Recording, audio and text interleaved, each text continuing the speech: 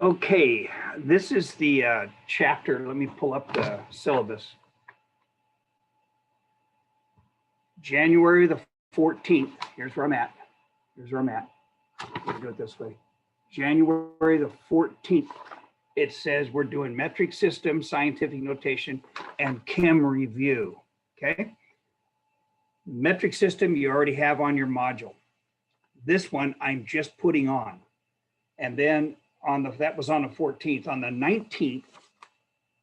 19th, it says organic chem, biochem, P. You know, it's PowerPoint.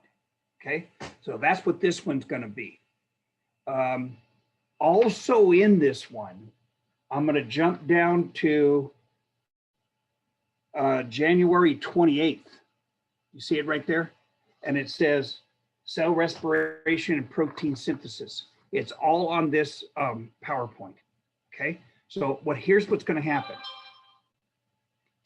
I am over here on your screen, upper right-hand corner.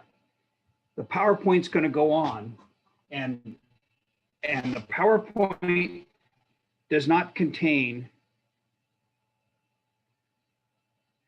hold on a minute.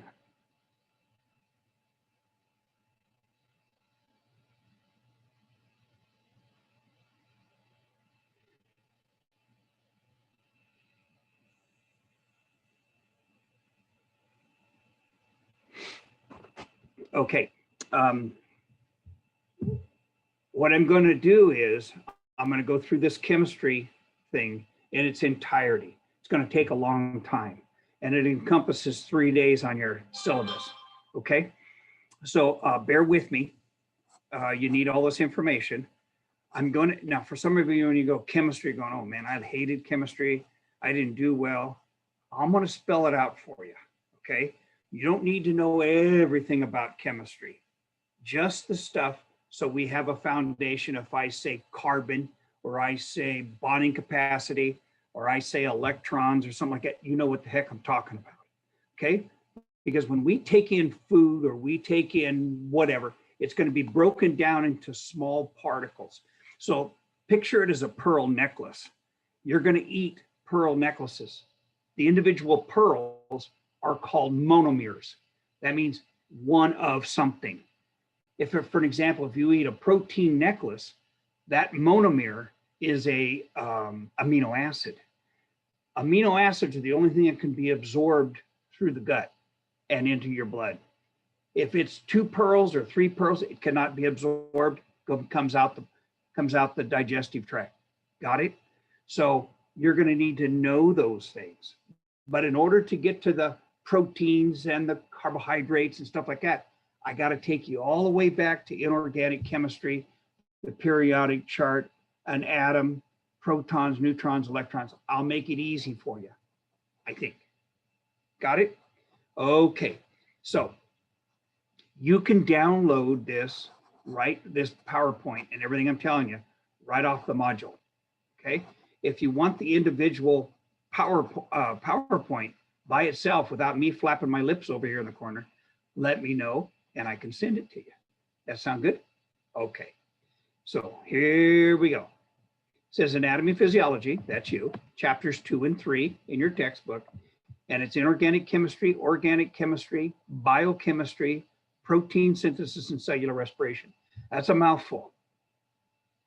Just to describe what it is, inorganic chemistry is the stuff on the periodic chart. Carbon, oxygen, hydrogen, nitrogen, iron, gold, all that stuff that you see on the periodic chart, that's inorganic chemistry. How they bond together to form compounds, inorganic chemistry. Electrons, protons, energy levels, all that stuff is inorganic chemistry. Organic chemistry, biochemistry are pretty close to the same thing. Organic chemistry is stuff goes on inside the body.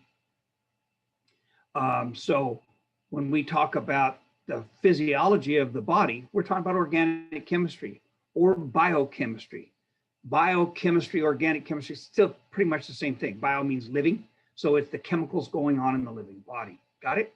Protein synthesis. Okay, because of COVID, you've heard a little bit about this. Protein synthesis is how we take our DNA, our genetic code that's in the nucleus of our cell, and we make a copy of a gene. And we send that gene outside into the cell cytoplasm, and at a little place called a ribosome, we make proteins. Any protein that's made in your body, whether it's hair, fingernails, enzymes, anything that is made up of amino acids is done so from your genetic code in a process called protein synthesis. Got it? Okay. Cellular respiration, the last thing you see in front of you, is how the cell takes those monomeres. Remember the things I told you about? We break it down the pearls, and it takes those things and turns it into ATP. There's only one energy source in the body, and that's ATP. You understand? The process of making ATP is called cellular respiration. Are we good? I got an easy way of doing this so you understand. Promise. Okay, here we go. Well, that didn't work good. I'm trying to make it go and it won't go.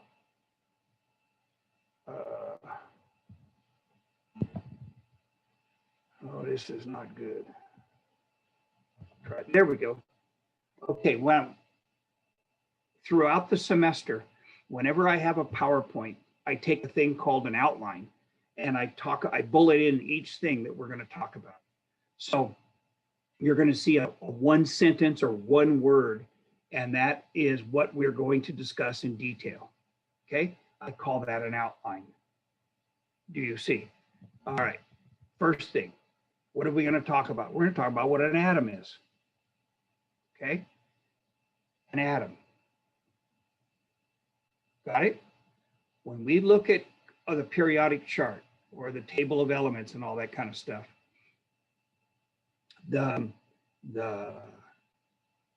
what we see on there, like carbon, is an atom, one carbon atom. And it has a certain amount of protons, a certain amount of neutrons, and a certain amount of electrons. So we have one of them, and one is called an atom of carbon, oxygen, iron, whatever it might be. You understand? What are the characteristics of an atom? So what's the big deal? Well, I'm confused. What is an atom? An atom is one of a particular element, and it's composed of three things: protons, neutrons, electrons. Got it? Now, you may have heard of quarks and neutrinos and stuff like that. Right over the hill, on the other side of Tracy, they have taken the Lawrence Livermore Labs has taken underground, and they have generated enough energy to split that atom and see what's inside of it. Got it? So they've split it, and they found out that there's subcomponents, but they have to use something to break it open. We can't break it open in our atmosphere or in our body. Atom is it. Do you understand? Okay, now you may have heard of atomic mass, atomic weight. What the heck is the difference? Is there a difference? The mass of something. Think of it this way. The mass of something is how much there is. Got it? Weight is the effect of gravity on that mass. Does that make sense? The effect of gravity on the mass. Got it? I got things going on here. Just a minute. Let me pause. I want to pause recording. There we go.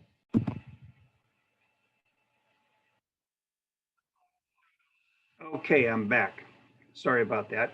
So you understand the difference between mass and weight. Let me explain it one other way. You weigh 150 pounds, okay? That's what your weight is.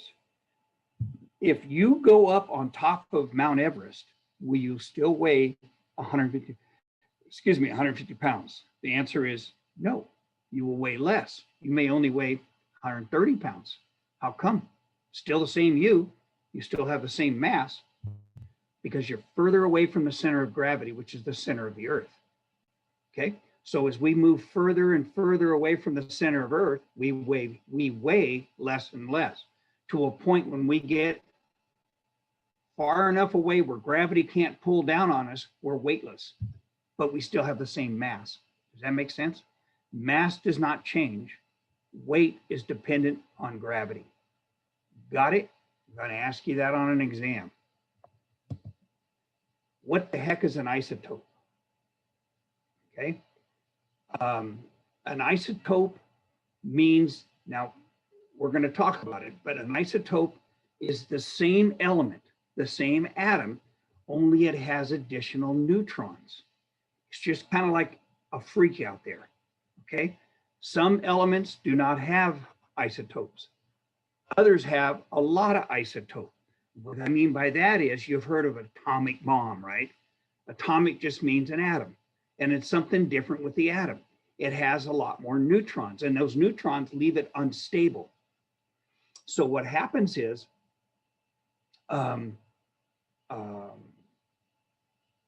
when it's unstable like that, it gives off neutrons until it can get down to its balanced part.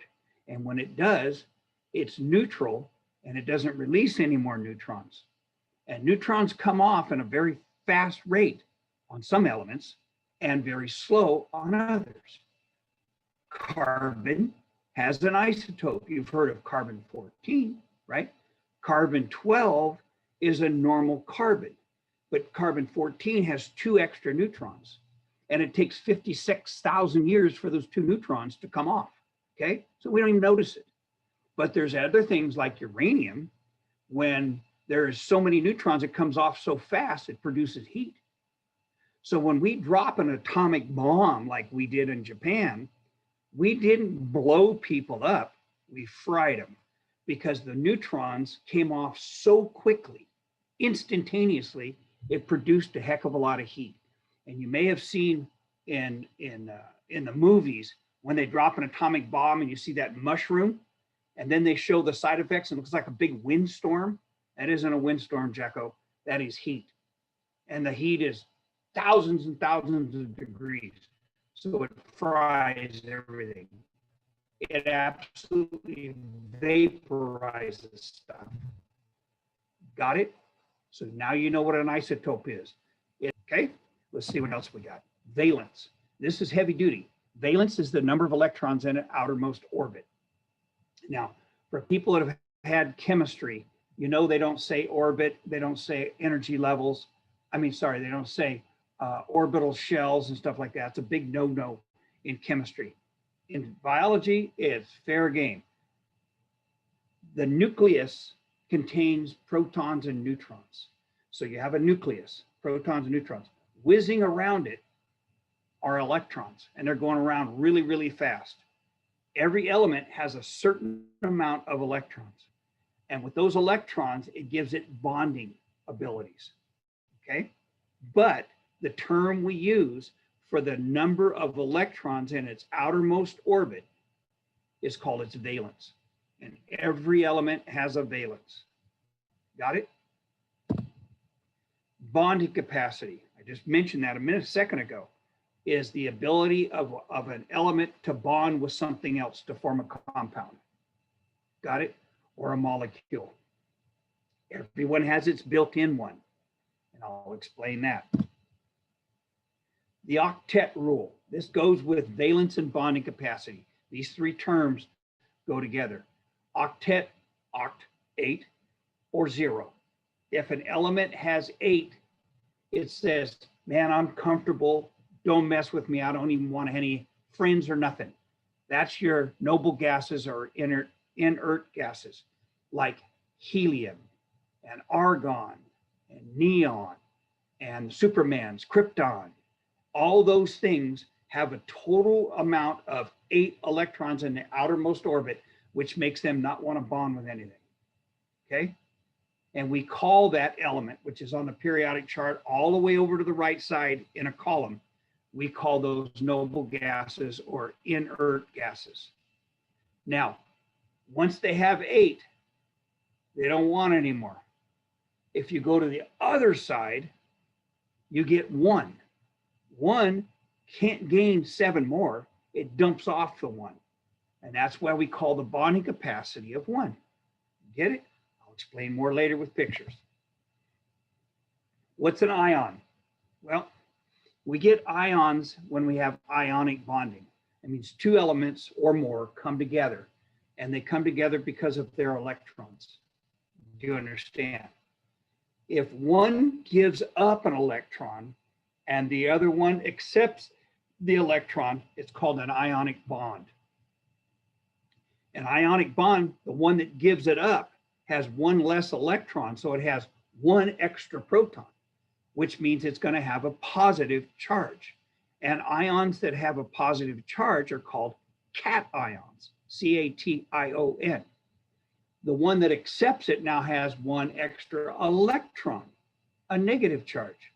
And we call, and so it will be an ion, and it's called an anion, A-N-I-O-N, has an extra negative charge. So when we see something that has a positive charge, it means it got an extra, it gave up an electron. So then the protons and the electrons don't match. You've got 1 more proton, positive charge. Get it? You can have 2. Okay. So that means it has 2 cation. It's a cation that has 2 positive charges. And the same thing goes for the opposite with the electrons. Okay. There you go. I just explained them. An anion has extra negative charges. A cation has extra positive charges. You only get that in ionic bonding. Is your head spinning yet? Just a minute. You've got all the stuff. I'm going over those terms, and I'm going to ask you on an exam what those terms mean. So now you know what you have to study. Yeah? Common ions in the body. Okay? Now this is kind of peeking into biochemistry, organic chemistry. Okay? But what kind of ions do we have in our body? Sodium, positive charge. Chlorine, negative charge. Potassium, positive charge. Okay? Magnesium, all those things. But the 3 I just said, sodium, potassium, and chlorine, are huge in the nervous system at making things happen that way. You get it? Okay? So those are common ones.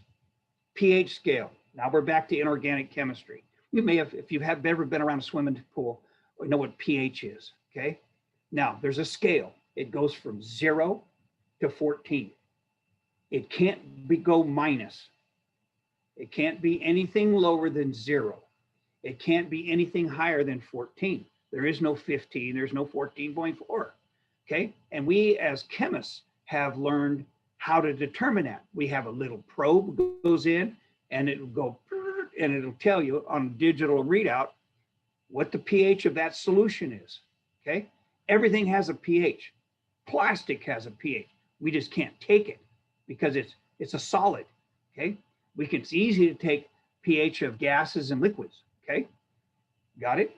So for an example, Pepsi, the soda, is a pH of about 3.5. It's acidic, Jack. Yeah. If you want to try this, it's pretty cool. Take a little bit of hamburger, put it in a bowl, pour in some Pepsi, go to bed, get up the next day. Guess what? Magic. Pepsi, I mean, the hamburger is gone. Where did it go? The pH, the acid of it, decomposed it. Yeah.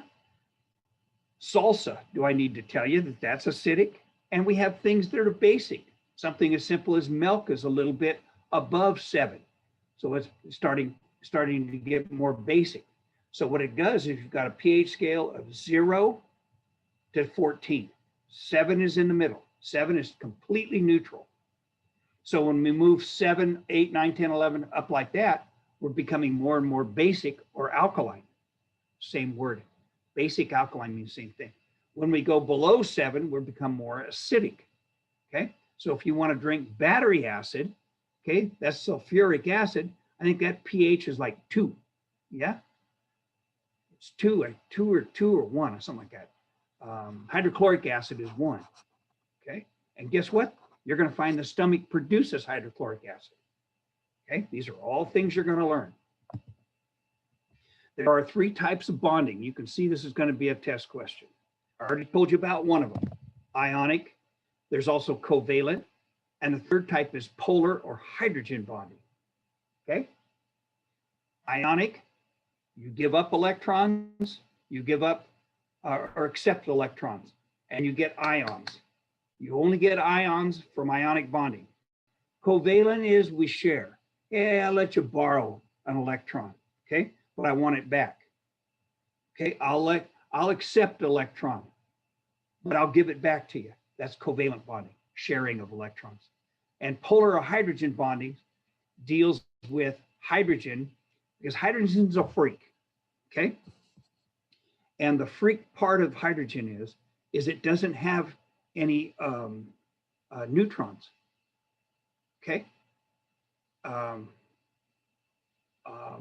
So it has a proton in the nucleus, which is positively charged, and one electron. So when the electron's over here, anything on this side over here it will bond with something that's negative. But when this turns around and goes this way, now we have a negative charge over here, and it can bond with something positive over here. You see, very weak bonding because those electrons are moving all around the nucleus. And when they move around the nucleus, the charge changes depending on where that electron is. Okay? I'll talk more about it in a minute. Molecular versus structural formulas.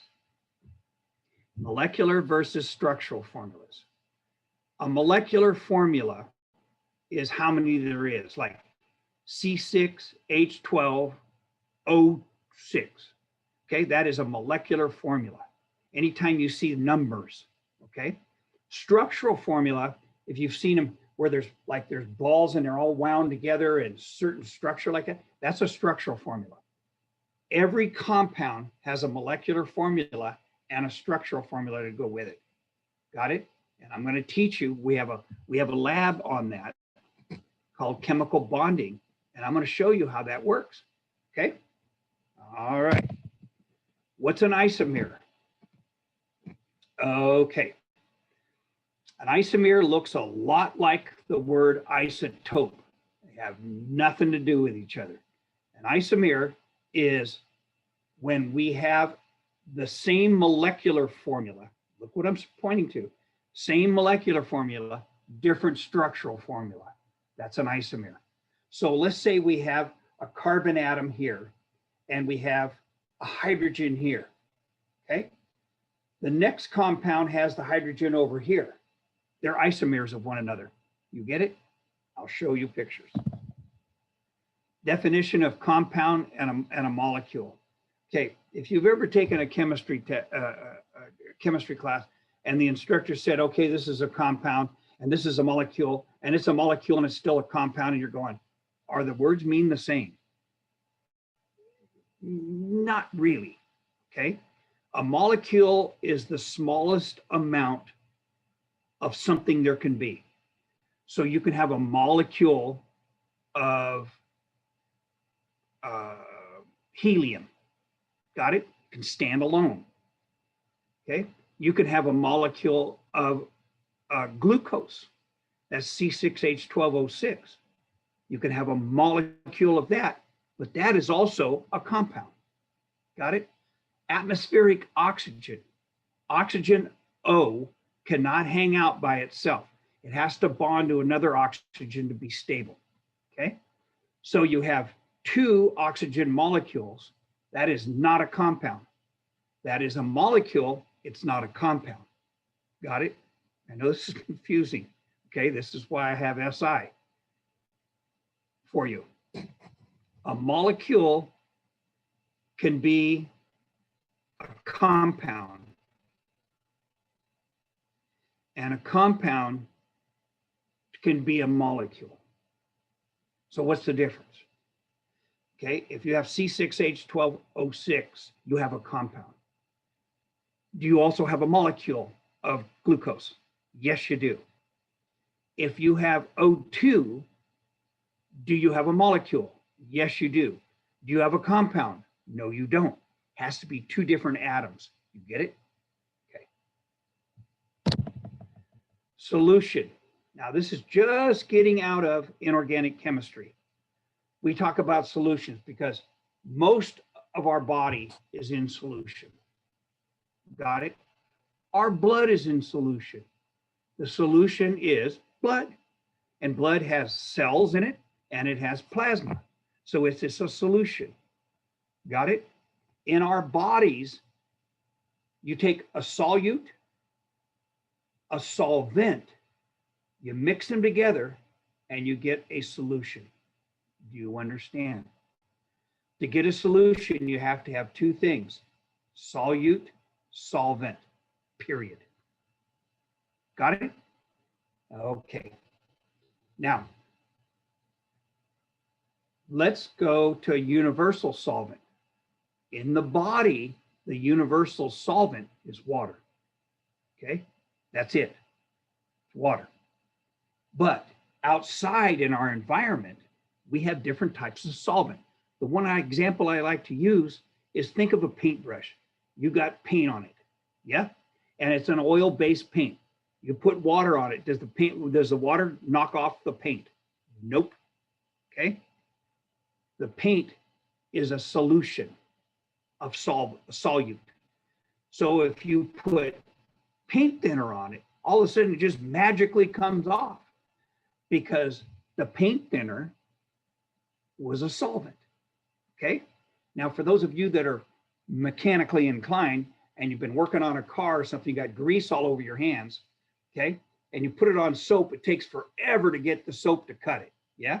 But if you're sharp, you go in and pour gasoline on it, okay? Or paint thinner, and it cuts it right off instantly, okay? The grease or the oil was a solute. What was the solvent? The gasoline. Yeah.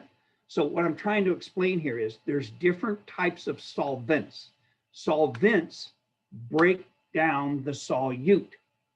Got it? When you add a solute and a solvent, you get a solution. In the body, the solvent is always water. And the solute can be all kinds of stuff, but they're going to be chemicals. Got it? And when you mix them together, you get a solution. All right. I'll talk more about that in a minute. All right. Then the next, organic and biochem. Remember I said they're pretty much the same? Organic chemistry. Now, don't think of organically grown foods. That's has nothing to do with organic. Organic chemistry is the chemistry of living organisms. Plants, animals, doesn't make any difference. Bacteria, they have certain chemicals inside their body for reasons. And that the study of that is called organic chemistry. It also is biochemistry. Okay, the living chemistry in the body. Okay, now I just told you the definition of inorganic chemistry and the definition of organic chemistry. Macromolecules deal with organic chemistry, biochem. There are 4 macromolecules. Are you ready? There are 4 macromolecules. Ready? Proteins, carbohydrates. There's 2. Proteins, carbohydrates, fats, also called lipids, and the last one is nucleic acids. Okay, most people get the first 3: proteins, carbohydrates, and lipids. But that nucleic acid one kind of gets them a little bit thrown. So there's 4 of them. Got it? Remember, I talked about pearl necklaces. Picture the macromolecules as a pearl necklace. Okay? Those pearl necklaces in your body. You eat food. Okay? You eat food. You eat proteins, you eat carbohydrates, you eat nucleic acids, and you eat lipids. Got it? Then what the body does, the digestive system does, either mechanically when we chew or chemically with enzymes, we break it down into simple pearls. Got it? So you're eating pearl necklaces, and there are 4 types, and you break them down into those pearls. If you don't break them down into pearls, they come out the next day out of the digestive tract. We call it egestion or defecation. Okay, you get it? All right. Macromolecules, we'll talk about those. Now you see the word monomer. I've already used it once, and you probably didn't write it down. And a polymer. Those are just common terms. Mono means one, poly means many. Mer means one of the macromolecules. So an amino acid is a monomer. Glucose is a monomer. Okay. Nucleotides are monomers. You get it? Polymer is a protein. It's a lipid. It's a carbohydrate. Those are polymers. Do you understand? Okay. Now, what I'm giving you is a whole bunch of terminology, aren't I? Okay. What is metabolism? Okay. Now, immediately you go, oh man, there's something finally I know. Metabolism. What is it? Well, when you break something down. Right and wrong. Okay. Metabolism, two types. To break down is called catabolism, C-A-T-A. To build up is called anabolism, anabolic steroids to build up. You get it? So there's two types of metabolism, catabolism and anabolism. And that's what the body does. We put in those pearl necklaces, okay, which are macromolecules, and we break it down by a metabolic process called catabolism. Then it travels around in the blood to a cell. And when it gets in the cell, their DNA says, I need you to go over here and bond with this, da, da, da, da. And you are building by anabolic methods, you're building a polymer. Get it? Okay. Hope you find this exciting. I do. Okay. Catabolism. An example of catabolism is hydrolysis and oxidation. That ain't spelled right. Oxidation, O-X-I-D. There's no A in there. There's no A in there.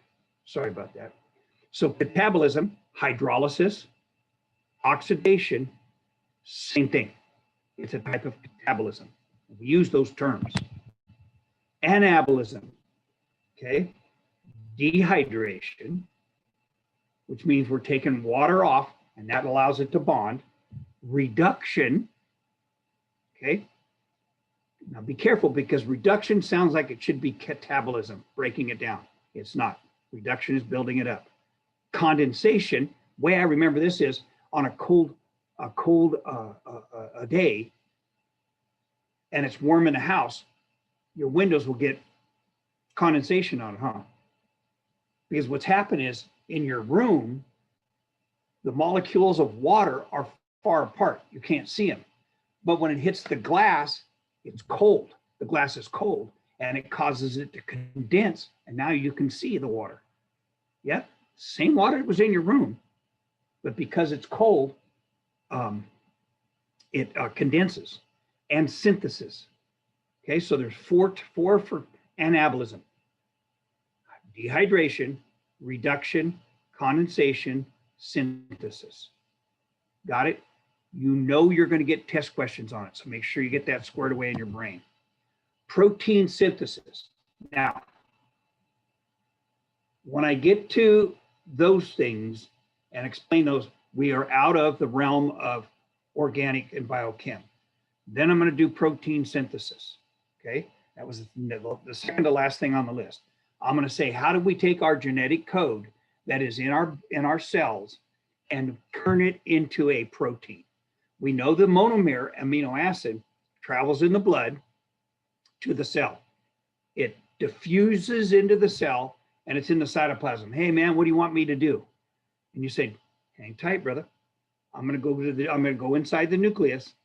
I'm going to make a messenger RNA. So in other words, I'm going to copy the gene on the DNA molecule that I want you to listen to and do what it says. Okay, so the copying to make a copy of that gene is called transcription. And then it goes out through a hole in the nucleus to a ribosome. And a ribosome is just a place where got it? And there's different types of proteins, enzymes, structural proteins, antibodies. Okay, we're learning a lot about that with that new vaccine, right? It's made from messenger RNA. Now you know what it is. They're putting a synthetic, they're transcribing a synthetic messenger RNA to send to the ribosome to make antibodies. That's it. The antibodies are a protein. Got it? And I'm going to teach you how that works. And then the last topic is monomers. Okay, how do we take some of those monomers, put it inside the cell, and then it goes to a place, you might have heard of a mitochondria, and the mitochondria has all the tools to take and make that turn into ATP. And I'll talk about that. Good. Okay, here we go. I'm going to give you a little break here. I'm going to give you a break. I'm not going to give you a break. I'm going to give myself a break.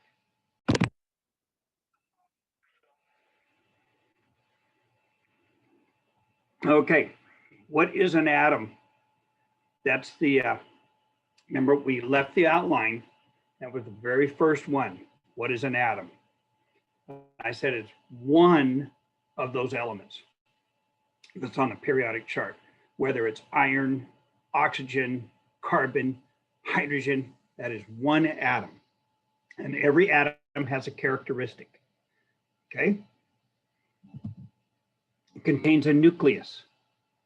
So remember I was doing this with my fist, okay? This is the nucleus and it has some stuff inside. It has protons and neutrons inside. Whizzing around the outside is electrons. Nucleus, that contains protons, and protons are positively charged and they weigh 1 AMU. A, atomic, M, mass, U, unit. They weigh 1 atomic mass unit. And it's also the atom's atomic number. So if you have, we're not talking about electrons. If you have 1 proton that's an AMU and 1 neutron that's an AMU, your atom weighs 2. And the atomic number is 2, which is helium. If it has, remember I said hydrogen was weird when we were talking about hydrogen bonding? And I said it doesn't have a neutron, it only has a proton. So therefore, it only has an AMU of 1. So its atomic number is 1. Carbon has 6. Its atomic number is 6.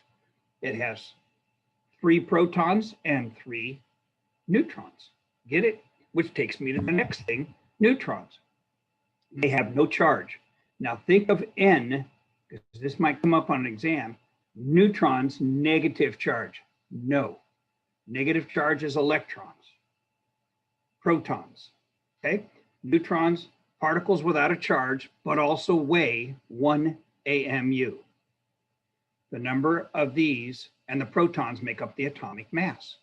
So protons, neutrons, what's in the nucleus makes up its mass. Electrons are so small and moving so fast, we ignore them. Got it? Energy levels, orbitals. Remember I said, if you've taken chemistry, you have to say energy levels because they get really wound up if you say orbital shells and stuff like that, because a shell seems like it can't go outside that shell. And we know if we hit it with an energy, we can take that electron and move it into another orbit. So that's when we physically manipulate it. So for biology, anatomy and physiology, we don't do that stuff. It's always naturally occurring. So it's kind of always going in a certain pattern. Energy levels contain electrons. This is outside the nucleus. Okay? Oh, darn it. It's outside the nucleus. So in the nucleus are protons and neutrons. You see the colors? And I put atomic number and put it in purple. So to show the difference, okay? And I want you to Anytime you see a color change on one of my PowerPoints, it means you better know it. Energy levels, orbitals, that's where your electrons are at. Electrons essentially have no mass and no AMU. They are responsible for bonding though. Number of protons, number of neutrons have nothing to do with bonding, okay? Only has to do with bonding is electrons. And the number of electrons that's in the outermost orbit, valence. The number of electrons that are available for giving up or accepting or borrowing, sharing, that's called your bonding capacity. Okay, protons. Now in a normally occurring element, the protons and the electrons are equal. Okay, now once they start making compounds, they aren't equal anymore. But if you went outside and you dug it up, that element, dug it up, the number of protons out of the dirt, the number of, and you found it, the number of protons and the number of electrons would be equal. So if you've got 6 protons, you've got 6 electrons. If you have 20 electrons, you have 20 protons. It's the way it always is. But when you start making compounds, that changes. Atomic mass minus the protons is the number of neutrons. So in a minute, I'm going to show you a periodic chart. I'm going to show you how to read it because it's set up the same way, no matter what country you're in, what language they're in, it is always solidified the same way because it starts off with number 1, 2, 3, 4, 5, 6, 7, 8, 9, 10, 11, 12. It's always set up the same way. And element number 6 is always carbon. Got it? Okay. So when you look at it, they'll tell you what the atomic number is. Atomic number is 6. Okay. So you know it has 6 protons and 6 electrons. You know that. Okay. And then they will always tell you what the atomic mass is, not weight. I've seen it written in a chemistry book as atomic weight. That is wrong. It's atomic mass. And they'll say the atomic mass is 12. Okay. You always round. You always round. I'll show you in a minute. So if the atomic mass is 12, how many neutrons? You can't look at the periodic chart and see it. It's concealed. So you take the number of the atomic number. I'm sorry. You take the atomic number, which is your number of protons. Okay. Number 6 is its atomic number. It's not its atomic protons. It's the atomic number. It just so happens it's the number of protons. You take the mass, which is 12, you subtract 6 from 12, you get 6. That's how many neutrons you have. That's what that statement right there is telling you. I'm going to quiz you on this. Okay. Smith, I'm eating my lunch. Now, here is a table of elements, periodic chart, periodic table of elements. They call it all kinds of stuff. But anyway, this is inorganic chemistry. This one's kind of cool. So you see number 1, hydrogen. Round that off, 1. So what does it have in the nucleus? It only has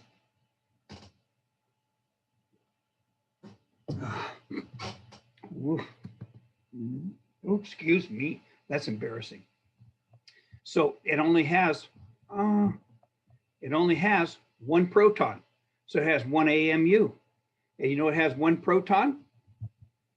It has 1 electron. Okay, let's pick another one. Aluminum. That's where the arrow stopped. Al. How many protons does it have? Come on. How many protons does Al have? Wait a minute, right there. How many protons does it have? It's telling you. The answer is 13 protons. How many electrons does it have if it's normally occurring? 13 is the right answer. What's its atomic mass? Now this one here, we have to round it. 26.98 rounds it to 27. So its mass is 27. How many neutrons does it have? It's concealed. So you subtract 13. Subtract 13 from 27, you get 14. Got 14 neutrons. You see that? Still eating my lunch. Okay, atomic number. They call that atomic element or element. And then atomic mass. And you round that. You want to do another one real quick? Okay.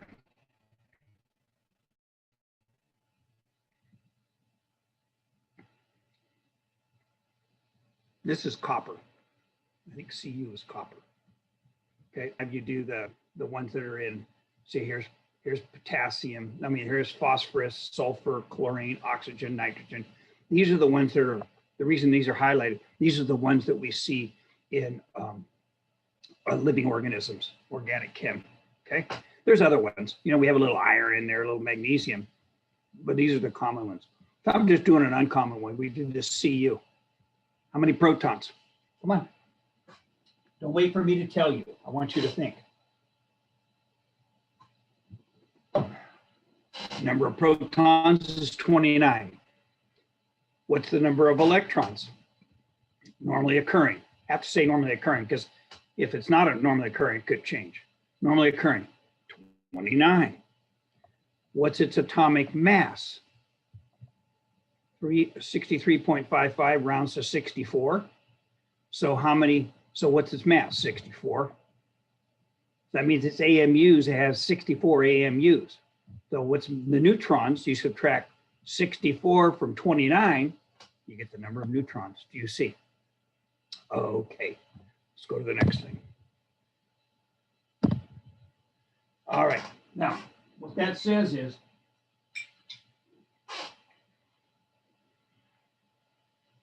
characteristics of the periodic table. The atomic symbol's up there, isn't it? And it's either one letter or two letters, never anymore. What they started to do is they started to use single letters, usually the first letter of what it was. And then they ran out, so they had to start using a second letter. First letter is capitalized, second letter is lowercase. Okay? The atomic number is the number of protons. And it may be at the top. The periodic chart I just showed you, it was at the top. I've seen it on the side, left side. I've seen it on the right side. I've seen it in the corner. Just look for the smallest of the numbers. That'll be your atomic number, which is also the number of protons. Got it? The mass, again, I've seen it, I just showed you at the bottom. I've seen it on the side, I've seen it on the top, I've seen it in the corners, but it's gonna be on there, okay? That's your atomic mass. Your mass is the number of protons and the number of neutrons, rounded. Got it? Number of protons, number of neutrons, rounded. So when you know the number of protons, because that's your atomic number, you subtract it from the mass, it gives you the number of neutrons. Good? Isotopes. Do you remember what those were? Not isomers. Not isomers, isotopes. Remember the radioactive stuff? Okay. The definition, if you remember, and you should have written it down when I told you, an isotope is an element, an atom, with a different number of neutrons than its normally occurring self.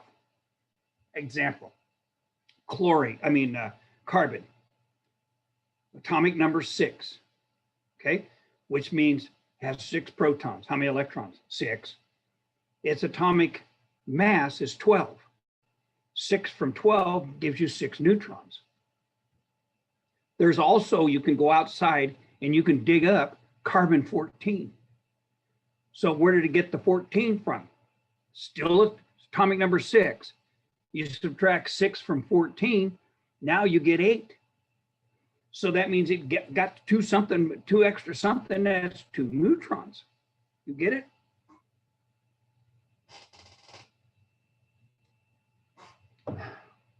For lunch, I'm having a hot link.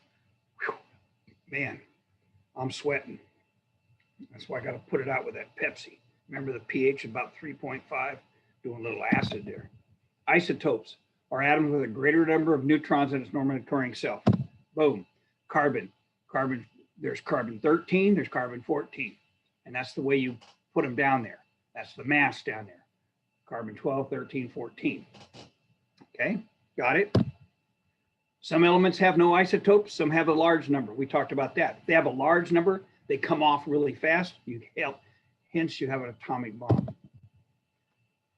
Now, when they have a large number and they emit them, remember the Geiger counter? What that Geiger counter is measuring, it can measure the neutrons that are coming off. So that's what we use a Geiger counter for. And those are considered radioactive. Okay, when they have a high number, they're considered radioactive. Heat is the result. Remember we talked about the bomb? Relative versus radioactive dating. Okay. I usually make a joke about relative dating here, but I won't do it. But relative dating, when they say, oh, that skeleton of that dinosaur is 500 million years old, you're thinking, how the hell you know? You ain't that old. You didn't see it. So what scientists do, just use an example of this, because they can use it for anything. They relatively get an age. So when that dinosaur died, laid on the ground, and over time, dirt covered it from wind and stuff like that, erosion, and it covered it, and it formed a layer, okay, a sedimentary layer. And experts, and I have no idea how they do it, can look to see what's in that layer and say, that layer is around 400 to 600 million years old. So then that's relative dating. Then they go to the periodic chart and they find out what the half-life is of isotopes. So they know this, okay? It isn't magic, they know it. They look it up and they say, hey, if we want to date something that's between 400 and 600 million years, we have to use this element. Then they go into the bone and they look for that element. If there's none of it, let's say that element is X, and that element decomposes, lets off radiation slowly, and it takes 500 million years for it to completely get rid of those extra neutrons. And they check for that element in that skeleton, and there's none. Okay? Then that means that thing is older,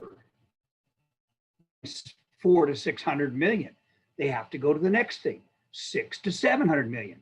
And they look on their chart, and it says this one is its half-life is 700 million years.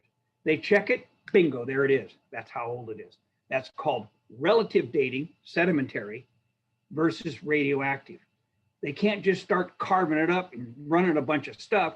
They have to have an idea, and that's called relative dating. Then they use the isotope, and it's the half-life. How long does it take for half of it to decompose? Do you understand? Okay, importance of electrons. What am I going to be telling you? Come on. What do we do with electrons?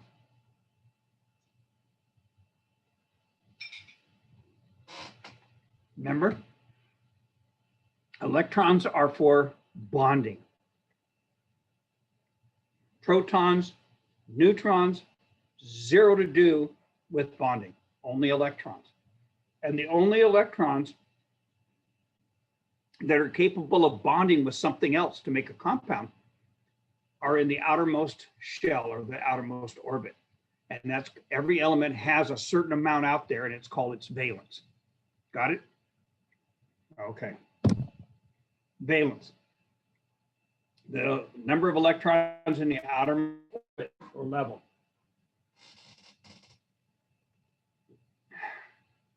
Trying to put out that fire. Bonding capacity.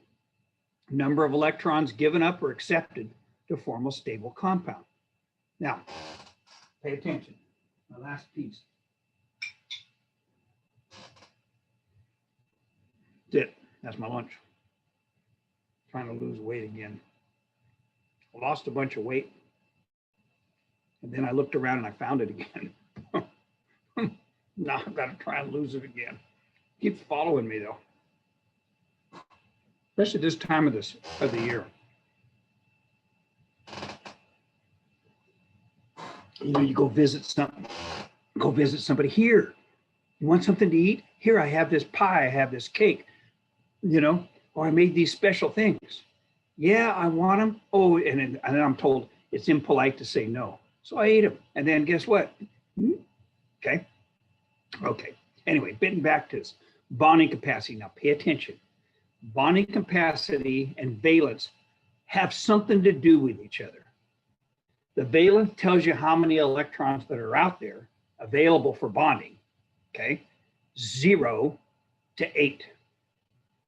That's an 8. 0 to 8. You do understand. Now, I want you to think about this before I give it to you in definition. If you have 7 electrons and 8's the max, is it easier to get 1 or try and give up 7? So can I just go find one person that can give me 1? Then I have 8 and I'm neutral. I'm totally content.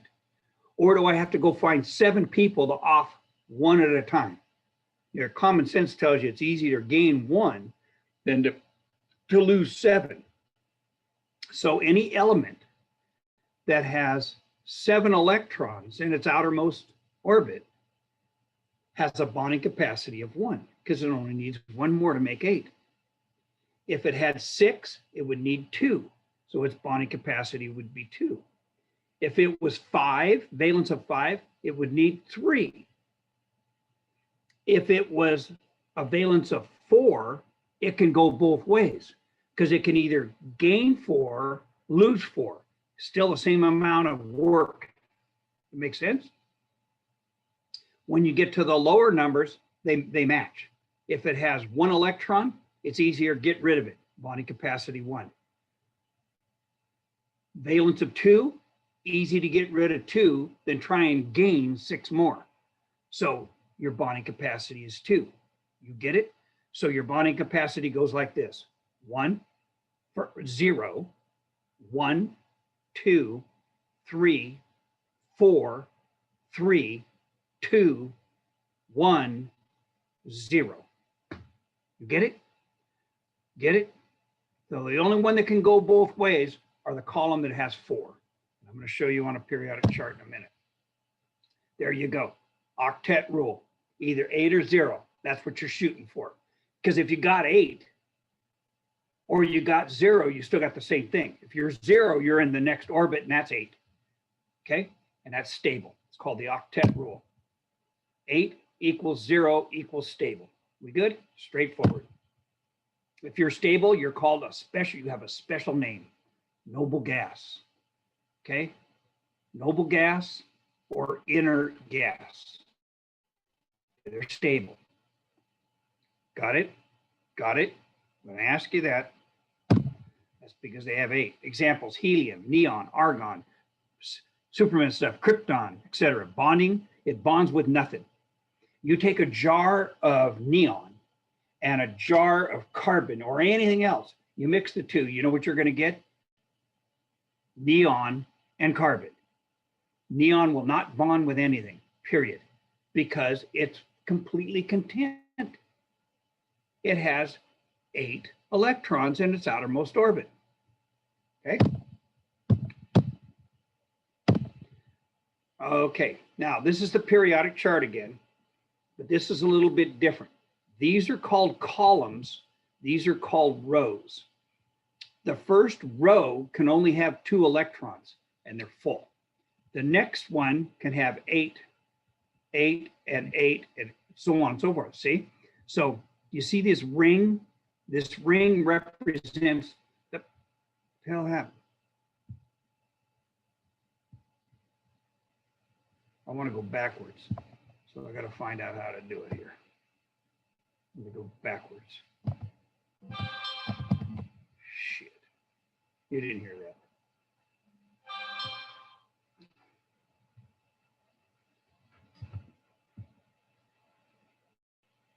Well, there's some way I can go backwards. I've been tapping that one. What if I tap this one? Previous. Hey, that deserves a celebration. Let's have a little chocolate. Okay, don't have my feeding habits. Pepsi, hot links, and chocolate. It'll kill you. I'm only 25 years old. See what it did to me? All right, now watch.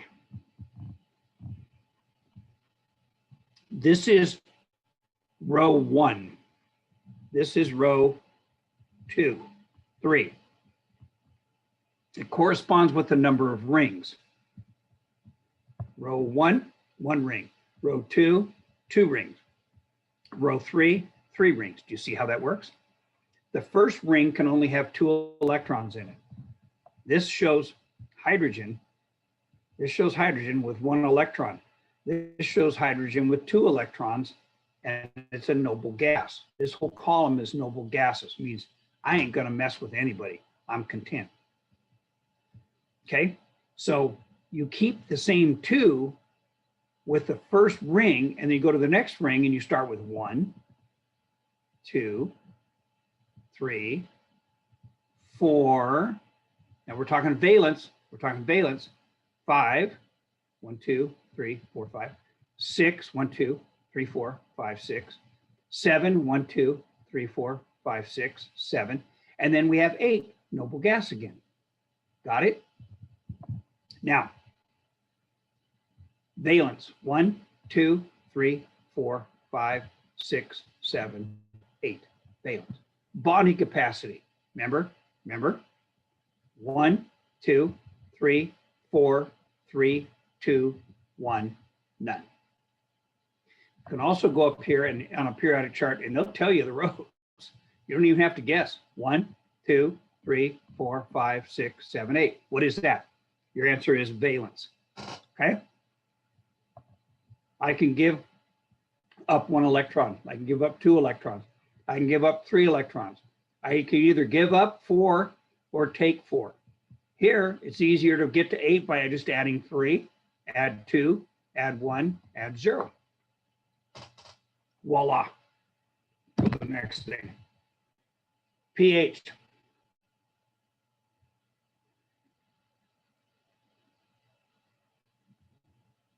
Characteristic pH. Now, this does not stand for parts hydrogen, but it's an easy way to remember it. Okay? It stands for P anhydrin or something like that. I think of in when I want you to think about it in biology is the parts hydrogen.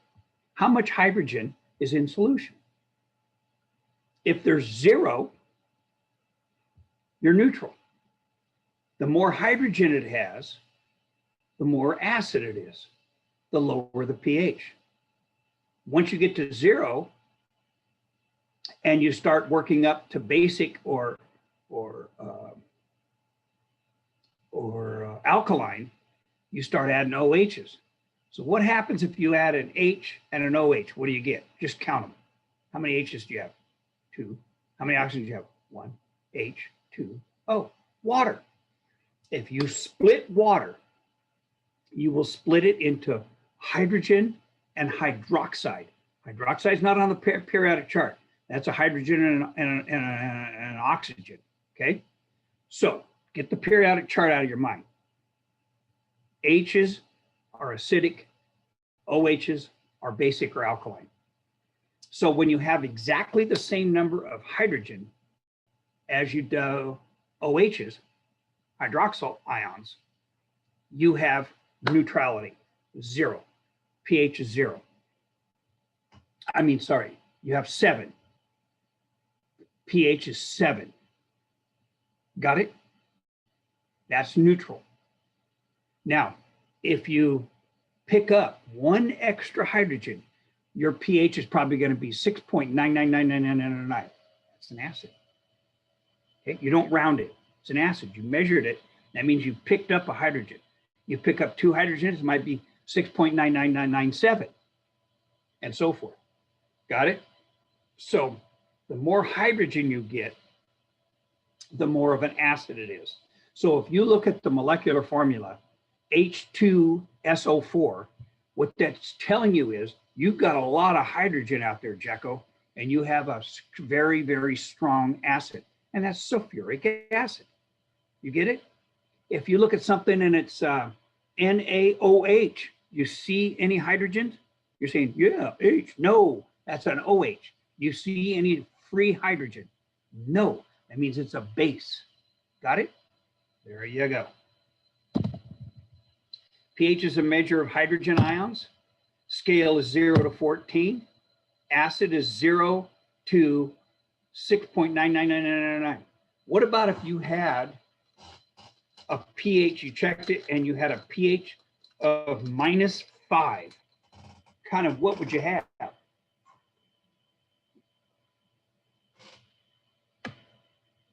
Your answer is you don't have anything, Jack. Something's wrong with your scale because it only goes to 0. Another word for base is alkaline. Another word for alkaline is base. 7.000001 to 14. And you're going to get this one right. What about if you measure it and it says 15?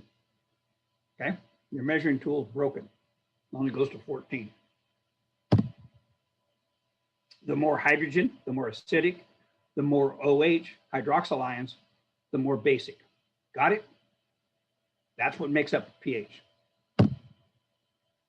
Now, for those of you that are in chemistry, you know it's the inverse log of base 10. Okay? Inverse log, the log of the base 10 is how you get it. So I'm not going to ask you this on the exam, but it's 10 to the -14. And since it's absolute, you knock off the log base 4 and you just make it 14. You don't make it a -14. That's how you get it. Okay? Now, here's a good example. It says in living organisms, buffers absorb changes in pH. I'm going to ask you that on an exam. Okay? I'll put it in a question like, chemical compounds that absorb changes in pH are called what? Answer is buffers. Or I can ask it this way. Buffers do what? Absorb changes in pH. They're like a little vacuum. I'm going to give you an example. The most common buffer in our bodies is bicarbonate ion. We see it in the duodenum. Okay. We see it just as you exit the stomach. Okay, because it comes out as an acid and it'll eat up your digestive tract. So what you have to do is neutralize it. Does that make sense? Okay. Okay, I'm going to show you something. I said the pH of this thing right here is about 3.5. That makes it what? Look at your scale up there. What's this make it? Makes it an acid.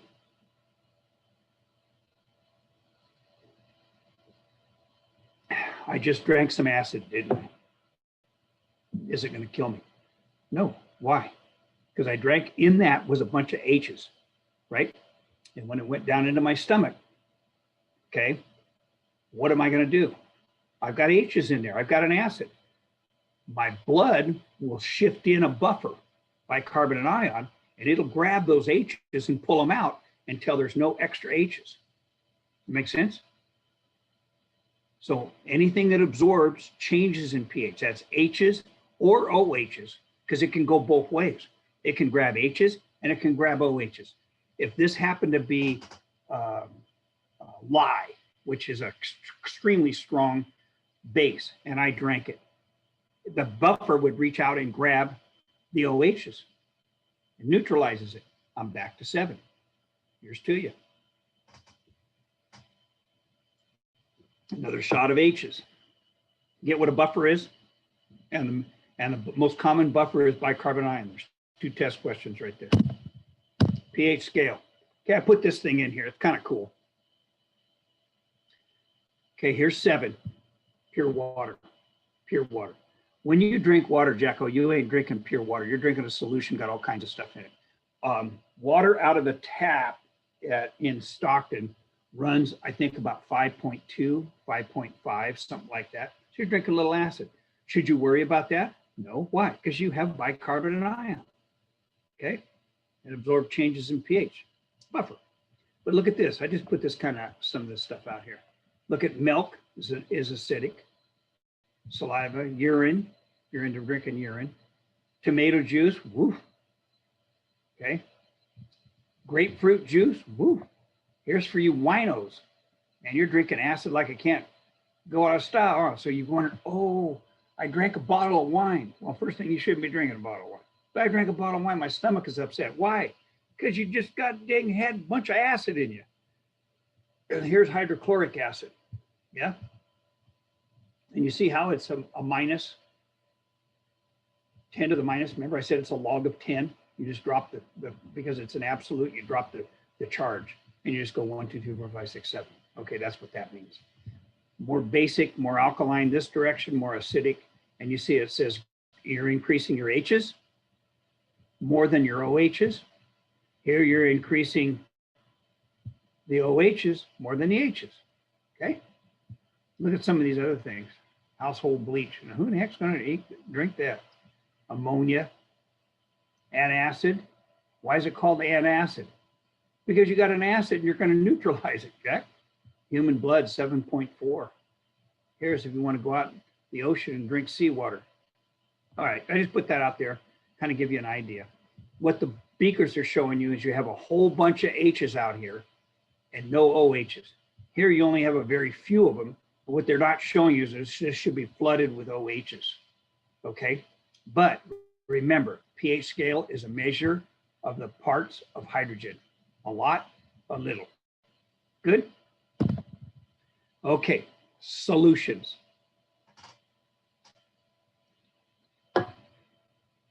Here we go. To get a solution, you have two things you have to add together, a solute and a solvent. What was the universal solvent? Come on, I talked to you about it. Water. In living organisms, the universal solvent is water. What's the solute? Can be anything other than water. Okay. Is there other types of solutes? Yes, we talked about paint thinner and we talked about gasoline and we talked about all kinds of stuff.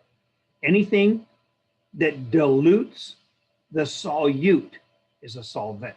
I'm going to give you these definitions because these are showing up on your exam.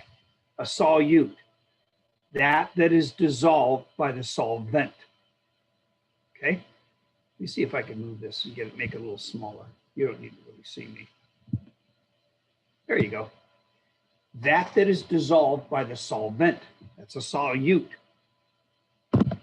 Solvent, that dissolves the solute. Now you're looking at those, you're thinking, those are really stupid definitions. Yeah, but they're definitions, and that's the ones that are in the textbook. It's the way I learned it day before yesterday.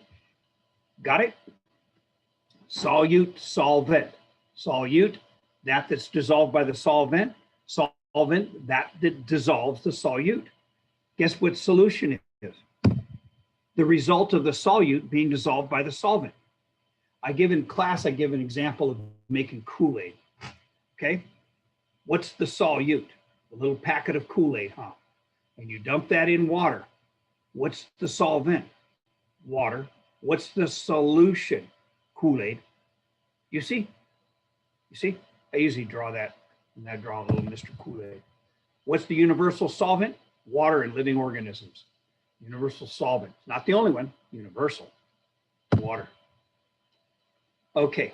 Now we have two new terms here. Substance can be hydrophilic, hydrophobic. Phobic, fear.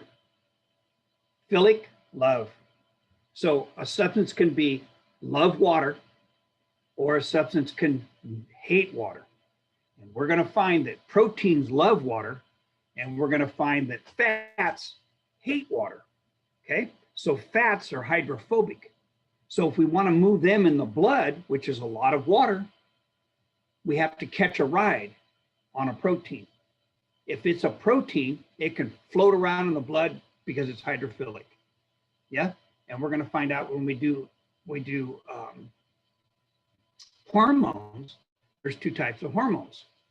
those that are protein-based and those that are lipid-based. Got it? So that's where I'm heading with that. So know what hydrophobic is, hydrophilic is. Pretty simple. Example, lipids and proteins. I just told you that. 3 types of bonding. Ready? What were they? Go back. You should have written notes on this. So here's what I want you to do when I'm giving you a PowerPoint like this. Okay? When I say something, pause it. Try thinking about it, because you can see that my PowerPoints don't contain all the information. It's just a skeleton of what we're talking about. What's coming out of my mouth is what I want you to add to your notes. So when you have this computer in front of you, to the side, you should have a piece of paper and pencil, and you're taking notes, man. And if you don't hear something, pause it, back it up, and hear it again. Because I'm going to ask you, anything that comes out of my mouth is fair game for an exam. Okay? Ionic. What was the other one? Covalent. What was the last one? It had 2 names. Hydrogen or polar bonding.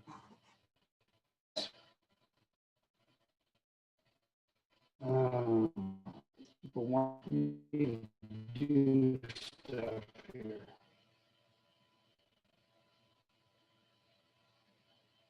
Okay, they can do that later. Ionic. I'm going to ask you on an exam to define ionic bonding. Giving up or ions. There's 2 types of ions. Cations, which have a positive charge, and anions, which have a negative charge. So if I give you an electron, give it to you, you're going to have 1 more electron than you do protons. So you're not electronically neutral anymore. You carry a negative charge, and you are now an anion. I, that gave up the electron, have 1 extra proton, so I am a cation. When we have ionic bonding, we form ions. And that's how you get an ion. Only in ionic bonding. It's the strongest. Trust me, if I give you one of my electrons, you and I are going to be tight buddies. Okay? Got it? If you accept my electron, you're going to be a tight buddy of mine. Okay? The next one is results in ions, either cations or ions. Giving up or ionic is giving up or receiving electrons. You got that. Here's an example. Sodium chloride. Sodium gave up an electron. Chlorine accepted electron. So chlorine is going to be in the column of 7. I'll take 1. Sodium is over in the column of 1. It's going to give up 1. Works out really good. I'll give you 1. You accept it. We are now brothers, very, very tight brothers, and we are called ions. And sodium chloride is ionic bonding, and it results in 2 ions, sodium ion and chlorine ion. Good? Okay, covalent, this is where I was getting to, is the sharing of electrons. Hey, I'll let you borrow 1.